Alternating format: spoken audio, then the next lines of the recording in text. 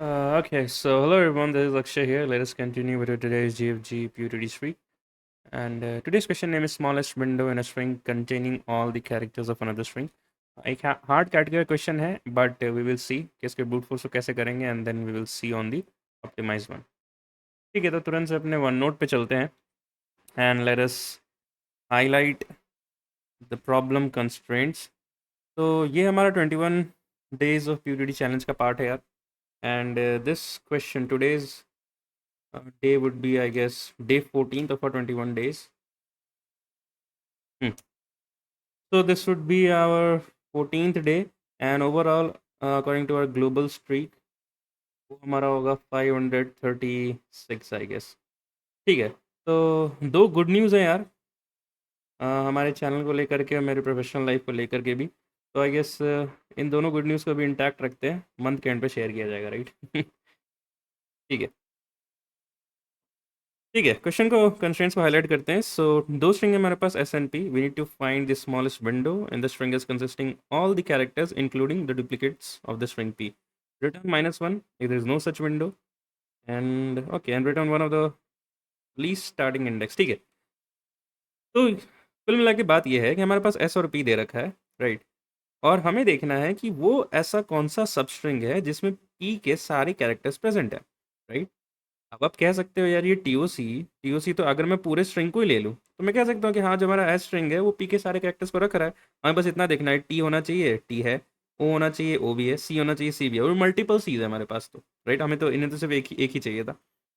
But question वापस से पड़ता है, क्वेश्चन का कहना है कि ठीक है, ऐसा तो मैं समझ रहा हूँ बट आपको स्मॉलेस्ट सब स्ट्रिंग रिटर्न करना है, राइट? तो अगर आप देखो स्मॉलेस्ट सब स्ट्रिंग, तो ये होगा TOPRAC, राइट, जिसमें टी भी है, ओ भी है और सी भी है, that is all the characters including the duplicates. अगर यहाँ पे सी दो टाइम्स है तो हमारे सब स्ट्रिंग में भी दो टाइम होना चाहिए, राइट? ठीक है, and similarly second test case भी आप समझ गए होंगे। हमें बस स्मॉलेस्ट सब स्ट्रिंग निकालना है जिसमें सारे कैरेक्टर्स होने चाहिए including the duplicates of P string, right? सब स्ट्रिंग की बात जब भी आती है यार, तो हम यहाँ पे दो मेथड देखने वाले हैं, वैसे मैं पहले बता देता हूँ, या फिर मेथड वन पहले देखते हैं। तो सब स्ट्रिंग की बात जब भी आती है यार, तो हम क्या करते हैं, सारे सब स्ट्रिंग्स फॉर्म करते हैं, फॉर्म ऑल सब स्ट्रिंग्स। इनको फॉर्म करने के लिए एन स्क्वायर का लूप लग जाता है, राइट? अब जब सारे सब स्ट्रिंग मिल गए तो हमें ये चेक करना है कि क्या हर एक सब स्ट्रिंग के पास पी के सारे कैरेक्टर्स थे। ये हम कैसे चेक, एक्स्ट्रा फंक्शन बना लेंगे, इस सेम या फिर इस चेक, राइट? अब हम क्या पास करेंगे इसके अंदर कि हमें कैरेक्टर्स के काउंट को चेक करना होगा। हमारे पास जो सब स्ट्रिंग बना फ्रॉम एस और जो स्ट्रिंग है फ्रॉम पी, दोनों के कैरेक्टर्स काउंट सेम होने चाहिए। या फिर आप ऐसा कह सकते हो कि characters count the substring present in S should be greater than equals to for the characters count present in P। ऐसा लिख सकते हो आप, S greater than P मैंने डायरेक्ट लिखा है, बट इसका मतलब ये है कि characters count present in S should be greater than equals to character count present in P। तब हम कह सकते हैं कि हाँ, वैलिड आंसर है, राइट? जैसे कि ये जो पर्टिकुलर हम ये पूरा स्ट्रिंग ले लेते हैं, ये स्ट्रिंग ले लेते हैं, सब string TOPRAC, right, and T भी ले लेते हैं, टॉपरैक्ट, ठीक है, सरेक्ट जैसा लग रहा है यार पढ़ने में। And TOC, right? तो इसकी जो फ्रीक्वेंसी है, टी की फ्रीक्वेंसी 2 है, यहाँ पे टी की फ्रीक्वेंसी 1 है, ग्रेटर देन इक्वल्स टू है। बट क्या मैं कह सकता हूँ कि क्या ये वैलिड सब स्ट्रिंग होगा? मैं कहूँगा बिल्कुल होगा यार। इसके पास जितने भी मर्जी टी हो, हमें मतलब नहीं है, जो पी में है उतना एटलीस्ट होना चाहिए, राइट? तो कंडीशन फॉल्स कब होगी इस सेम कंडीशन के लिए, कि जब हमारे पास एस पी के पास ज़्यादा कैरेक्टर्स हो जाए और एस के पास नहीं हो फॉर दैट पर्टिकुलर सबस्ट्रिंग। तो हम कहेंगे इस केस में भाई वैलिड सबस्ट्रिंग नहीं बनेगा और यहाँ पे फॉल्स रिटर्न कर देंगे। आई होप आपको ये बात समझ में आ गई होगी। आज हम लोग लाइव कोड करते हैं यार, वीडियो का लेंथ लंबा हो या ना हो, आज मेरे पास थोड़ा टाइम है, तो let's do the live coding for all the two approaches. और किसी ने मेरे को बोला भी था कि भैया थोड़ा धीरे बोला करो तो मैं धीरे बोलता हूँ अब, ठीक है? तो सारे सबस्ट्रिंग फॉर्म करेंगे यार। सारे सबस्ट्रिंग फॉर्म करने के लिए सिंपल सा तरीका है, दो लूप चला लेंगे, that is for int I equals to 0। मैं इसको थोड़ा बड़ा कर लूँ यार सबसे पहले। हम्म, सबसे पहले इसको स्टोर कर लेते हैं s.length, right, and then int p का लेंथ स्टोर कर लेते हैं p.length, ठीक है? सारे सबस्ट्रिंग्स फॉर्म करेंगे, उसके लिए दो लूप चाहिए होता है। तो for int I equals to 0 तो I less than n, i plus plus, Similarly, we'll have another for loop. It will go from j equals to I to j less than m, not m, n, j plus plus, क्योंकि हम S string के सारे substring को form कर रहे हैं, right. अब substring हमारे पास आ चुका है, राइट। ये कैसे हो रहा है एक बार मैं फिर से बता देता हूँ कि हमने ये दो लूप कैसे लिखा। तो लेट्स से हमारे पास कोई स्ट्रिंग है स्पेस, राइट। तो हम यहाँ पे आई को रखेंगे and for this I will iterate for all this particular characters. मतलब एस हुआ, एस पी हुआ, देन एस पी ए होगा, then S P A C होगा, and then S P A C C होगा। फिर हम आई को यहाँ मूव करेंगे and then J will iterate from here, that is P, then it will P A, then P A C, and then P A C E, right. ठीक है, तो having said that वापस से अपने code पे चलते हैं। यहाँ हमें सबस्ट्रिंग मिल गया, हमें ये भी चेक करना होगा कि दोनों के काउंट ऑफ कैरेक्टर्स सेम है नहीं। तो हम उसके लिए दो एरे बना लेते हैं, एक काउंट 2 बना लेते हैं, राइट, जिसमें हम न्यू इंट 26 होगा, टोटल कैरेक्टर्स 26 होते हैं, लोअर केस से 26 होते हैं। अगर आप देखोगे तो यहाँ पे नोट पे लिखा हुआ भी है एवरीथिंग इज लोअर केस, मैंने कहीं तो पढ़ा था यार, वेयर इज इट, हाँ, लोअर केस अल्फ़ाबेट्स, राइट। इसलिए हमने 26 बना लिया। इस काउंट 2 में हम वो सारे डाल देते हैं characters, i equal to 0 till i less than m i plus plus. इसमें हम वो सारे कैरेक्टर्स डाल दें, that is c n t two और पी डॉट। कैसे इंडेक्स एक्सेस करते हैं जावा में, कैरेट यूज़ करते हैं, सो कैरेट आई से प्लस प्लस। बट डायरेक्ट ऐसे नहीं ले सकते हैं, अभी ये कैरेक्टर है तो कैरेक्टर को हमें अगर इंटीजर में बदलना है तो हम उसके माइनस ए कर देंगे। इससे होगा क्या कि अगर लेट्स से यहाँ बी होता तो बी की इसका वैल्यू कुछ होती शायद, मेरे को अच्छे से याद नहीं, बट लेट्स से 71 होता है, राइट। तो और ए की वैल्यू डेफिनेटली अगर बी 71 होता है तो ए की वैल्यू एक कम होगी उसकी, and then again 71 minus 70 will give you 1, right. और 0 के इंडेक्स पे ए मैप हो जाएगा, 1 के इंडेक्स पे b, and similarly so on and so forth. Comment मत कर देना कि बी ए की आज का वैल्यू पता नहीं है इसको तो पता रखने की ज़रूरत नहीं है, ठीक है, वो हम यहाँ कोड ऑटोमेटिकली कवर कर लेता है, ठीक है। ठीक है, तो सारे सबस्ट्रिंग आ गए हमारे पास। अब हमें एक और चीज़ करना होगा कि for all the substring which we are maintaining उसके काउंट को भी सेव करना होगा, राइट। और जहाँ पे हम सबस्ट्रिंग है ना, वहाँ पे एक एरे डिक्लेयर करते हैं count 1, that is equals to new int 26।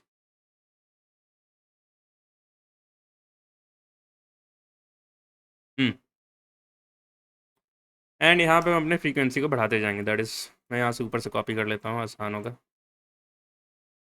Count 2 को हम लिख देंगे count 1, right. N s t dot क्या एट ऑफ आई नहीं, यहाँ पे जे रहेगा, j minus a plus plus, ठीक है। हम यहाँ चेक करेंगे इफ इज सेम, या फिर इस चेक आप जो भी लिख लो, मैं इस सेम लिख लेता हूँ, और इस सेम दोनों एरे पास कर देंगे, काउंट 1 और काउंट 2, दोनों के फ्रीक्वेंसीज मैच कर लेंगे कि जो पी में जो कैरेक्टर्स हैं, काउंट 2 जो पी को डिनोट करता है, इसके सारे कैरेक्टर्स काउंट 1 जो कि एस को डिनोट करना है उसमें होने चाहिए इस पर्टिकुलर सबस्ट्रिंग में, राइट। ये काउंट 1 बेसिकली ये सबस्ट्रिंग को डिनोट करता है जो हम यहाँ पे बना रहे हैं for all the possible cases using n square approach. अगर ऐसा है, राइट, तो हम अपने सबस्ट्रिंग को बोलेंगे, मानेंगे, and then we will track the minimum. और साथ ही साथ हमें सिर्फ लेंथ नहीं चाहिए, अगर लेंथ चाहिए होता तो हम सीधे लिख सकते थे math dot min answer comma g minus i plus 1, but हमें साथ ही साथ स्ट्रिंग भी चाहिए। तो हमें क्या करना होगा कि इंडेक्स ट्रैक करना होगा, जहाँ पे भी छोटे आंसर्स मिल रहे हैं, राइट, उसका इंडेक्स लिखना होगा, राइट। तो कुछ पॉइंटर्स और बनाते हैं, let's say for int start और एंड बना लेते हैं, जिसकी वजह से हम आंसर रिटर्न कर पाएंगे। सो स्टार्ट इक्वल्स टू -1 और एंड को भी -1 लिख देते हैं, ठीक है। And what we have int,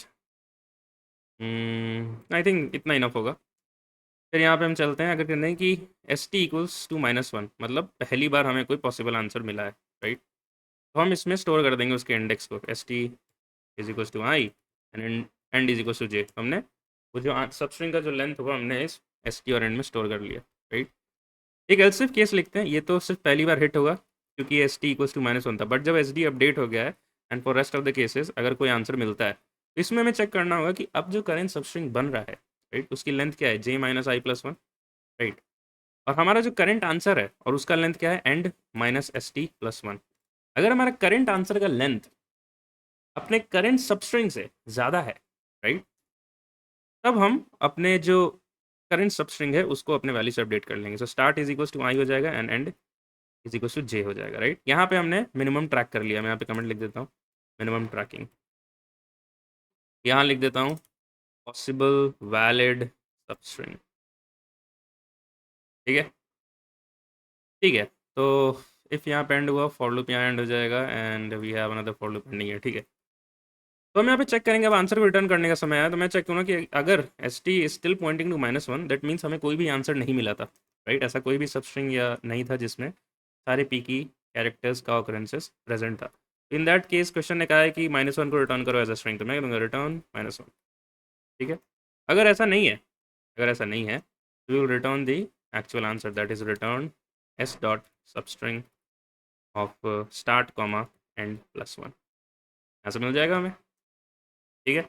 अब एक इस सेम कंडीशन है, हम उसे भी लिख लेते हैं, उसको हम बूलियन बनाएंगे और यहाँ पे स्टैटिक रेफरेंस है तो हमें नीचे भी स्टैटिक रेफरेंस देना होगा। स्टैटिक का क्या मतलब होता है यार कि स्टैटिक क्लास की प्रॉपर्टी हो जाती है, राइट। इसको इसके ऑब्जेक्ट से, ऑब्जेक्ट की प्रॉपर्टी से कोई लेना देना नहीं होता है।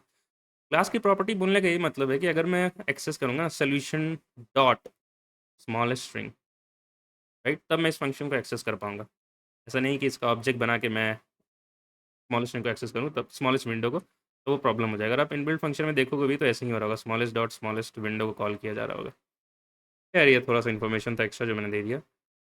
सो स्टैटिक बूलियन हमने क्या नाम रखा था, इस सेम, राइट। तो हम यहाँ पे दो एरे पास करेंगे, a and int b, right.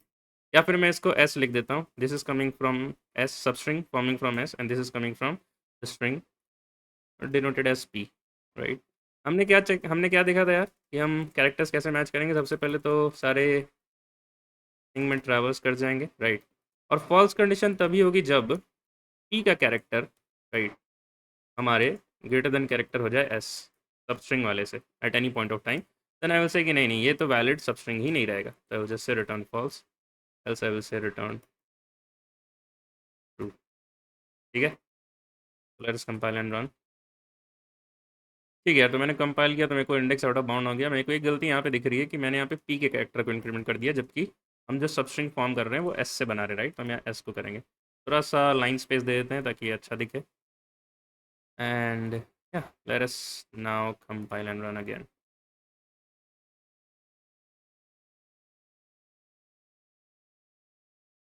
ठीक है, तो your output expected output matches, ठीक है। But before hitting the submit button थोड़ा सा पेशेंस रखो। क्वेश्चन गोज टू यू, ये जो कंस्टेंट आप देख रहे हो एस और पी जो है वो 10 पावर 5 है, राइट।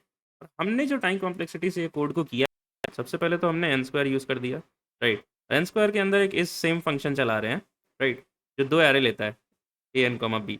तो ऑल दो हम जो ट्रैवर्स कर रहे हैं वो 26 टाइम्स होगा, तो हम इसको कॉन्स्टेंट समझते हैं, so it would be n square into 26, ignoring the constant time complexity, final time complexity would be O of n square, right। Space complexity की बात कर लेते हैं तो O of 26 हो जाएगा।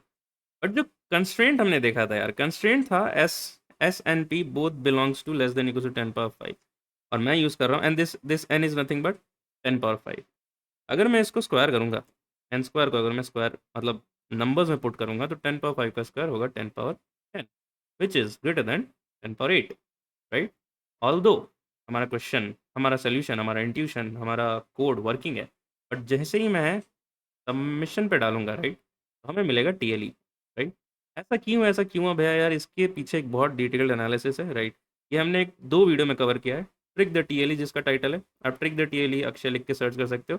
दूसरा, हमने एक एसआरएम यूनिवर्सिटी में एज अ स्पीकर में गया था, मैंने इस चीज़ पे बहुत एम्फेसिस किया था, टीएलई के ऊपर मेरे को सेशन लेना था, तो मैंने समझाया था 10 पावर 8 का लॉजिक क्या है यार, राइट। और कंस्ट्रेंट को देख करके हम किसी भी एल्गोरिदम को कैसे प्रेडिक्ट कर सकते हैं वो बताया था मैंने, राइट। आप इन दोनों वीडियो को देखना, बहुत अच्छे इंसाइट्स आएंगे। और एसआरएम वाला ज़रूर देखना, क्योंकि मेरे पढ़ाने के बाद क्वेश्चन ने वहाँ आप तो यहाँ तो डाउट नहीं पूछ पाते हो मेरे से क्योंकि ये रिकॉर्डेड वीडियोज़ हैं, बट वहाँ पे क्वेश्चन लोगों ने बहुत ही जेनरिक क्वेश्चंस पूछे डीएसए डेवलपमेंट को लेकर के, तो आप ये देखो, आपको बहुत ही रिलेटेबल लगेगा। वापस आते हैं, तो अब मौके की घड़ी, अब हम इसे सबमिट करेंगे एंड हम वेट करेंगे टीएलई के आने का, राइट। तो पहले क्या था यार, मैं सोल्यूशन सबमिट कर देता था और मेरे को टीएलई आता, मैंने कहा उफ, ये क्या कर दिया, ये तो गलती हो गई, ये सोल्यूशन लिखना ही नहीं चाहिए था। तो बिफोर कोडिंग इटसेल्फ अब आप पता कर सकते हो ये सोल्यूशन चलेगा कि नहीं चलेगा, राइट। बट मैं पढ़ा रहा हूँ, हम यहाँ समझ रहे हैं, तो इसलिए हम सारे प्रोसेस को देख रहे हैं। बट कहीं भी अगर ऑनलाइन असेसमेंट होगा, ओए होगा, तो हम 10 पावर 8 से ज़्यादा वाले सोल्यूशन को कोड नहीं करेंगे, तभी आपका टाइम बचेगा, राइट। चलो अब वापस से आते हैं अपने ऑप्टिमाइज टेक्निक पे, ठीक है। ऑप्टिमाइज टेक्निक में हम स्लाइडिंग विंडो यूज़ करेंगे यार, ठीक है। इसी कोड को थोड़ा सा चेंज करेंगे, ये सारे फंक्शंस इंटैक्ट रहेंगे, हमें यहाँ पे एक चीज़ करनी होगी, ठीक है। देखो हम क्या कर रहे हैं, या फिर पहले नोट पे आते हैं, ठीक है। तो हम अपने इसको लेते हैं, टाइम टू प्रैक्टिस, राइट, और टीओसी खोजना है हमें, ठीक है। अगर आप देख पाओगे सबसे पहले तो हम एक विंडो डिफाइन करेंगे इसमें, ओके। विंडो क्या होगा, सेकंड, हाँ, ये हमारा होगा एल, या फिर लेट्स से हमारा ये होगा आई, सब स्ट्रिंग को हम आई और जे से करें तो ये हमारा होगा आई, ये हमारा होगा जे, राइट। और दोनों दोनों एक ही पॉइंट से स्टार्ट होंगे, J I, I equals to zero and J equals to zero, right. मैं बोल पा रहा हूँ यार कि ये जो हमारा कंप्लीट स्ट्रिंग है, ये ऑलरेडी हमारे टीओसी को अपने पास एज अ सारा कैरेक्टर स्टोर कर रखे हैं, राइट। तो सबसे पहले मैं यहाँ से एक विंडो स्टार्ट करूँगा और मैं जब तक चलते जाऊँगा जब तक मेरे को टीओसी नहीं मिल जाता, राइट। तो TIMETO तक मेरे को सी नहीं मिला, PRAC यहाँ तक आऊँगा मैं, राइट। ये हमारा होगा फर्स्ट विंडो, ठीक है। अब मैं क्या करूँगा कि अब मेरे को चाहिए था मिनिमम, राइट। और मैं मैनुअली देख पा रहा हूँ यार कि ये बड़ा विंडो तो ठीक है, बट मेरा आंसर सिर्फ इतना ही है, राइट। आंसर जो है वो सिर्फ इतना है। तो मैं क्या करूँगा कि स्टार्ट से, या फिर लेफ्ट से कह लो आप, विंडो के स्टार्टिंग से मैं एलिमेंट्स को हटाना शुरू करूँगा। जैसे मैंने टी को हटा दिया, राइट। और जो काउंट वन हमने जो बना के रखा था ना, frequencies to store the s sub string length, right, उसमें मैं इसके फ्रीक्वेंसी को डिक्रीज कर दूंगा, राइट।